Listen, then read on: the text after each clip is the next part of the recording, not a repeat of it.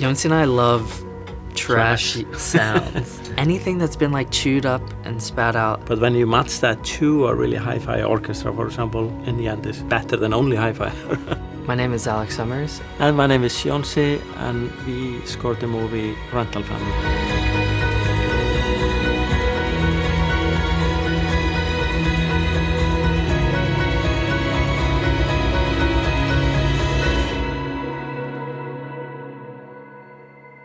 I think when I trace my musical background back, it started with having a lot of Beatles growing up in the house. Of course, when Nirvana hit, I started playing the guitar, and shortly after that, I got a Tascam 4-track. Recording music blew my mind. I've been a musician for a long time, I guess. Started playing guitar when I was 9. Then I started listening to ambient a lot, some grunge, Nirvana and Smashing Pumpkins. My relationship to sound and arrangement and music was much stronger than my relationship to playing instruments. Yeah, I'm in an Icelandic band also, Sigur Rós, which I've been in for 31 years. Jónsi and I met in Boston in 2002 or 3. We were just like instant friends. And we were just like, kind of like kindred spirits.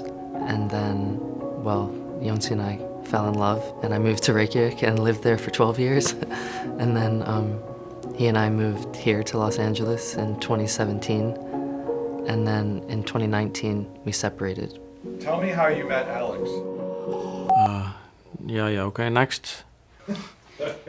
Yeah, we've remained very much like family, and there's a lot of care and support there for each other's lives and music worlds. We kind of worked so long together, so we kind of like know each other a little bit, but still we bicker and like an old couple when we write music. I learned through the kind of like Sigur Rós school. The four of those guys, they never talk about anything. They just do. Nothing is pre-decided, and you don't decide if you do not do a sad song or happy song, or it just happens. He was helping me learn how to mix. I was like kind of a young budding music producer, and it was a very like musical and creative household. Cameron Crowe made a movie called We Bought a Zoo, and he hired Jónsi to do it. And then I kind of just like tagged along, and I kind of like since then I've been doing it pretty steadily now for like a little more than a decade. And Jónsi, he's just like a massive Renaissance person, and most of his life has been committed to playing with his band Sigur Rós. This was our first proper film project in 10 years. He's quite particular about which films to say yes to, and this film, Rental Family, it just kind of felt right for us.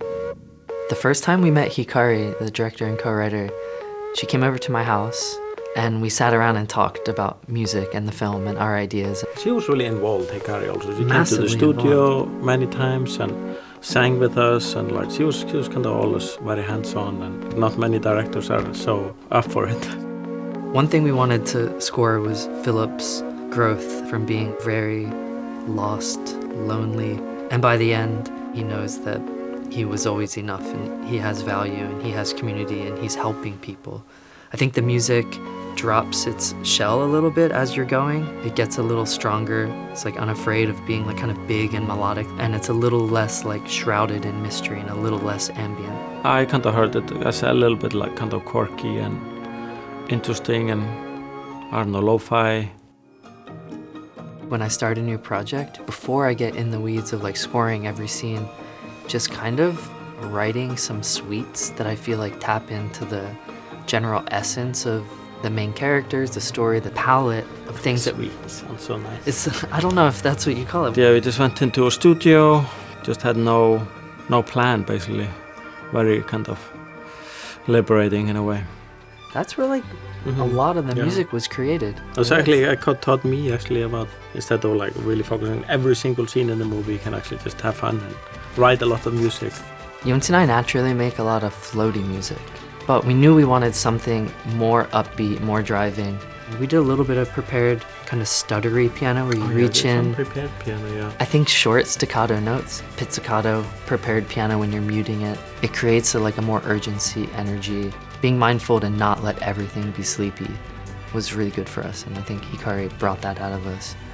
And then we ended up doing this really cool thing. Jónsi leaned into the grand piano and like sang into the resonators. Yeah, And it was a kinda weird cool. reverb because it's like Yeah. doesn't sound like any other reverb I know. And we did like So basically Alex holds the pedal down on the piano, keeps all the strings open and the chords that are appropriate of the notes, and I sing into the resonator, and that's kind of...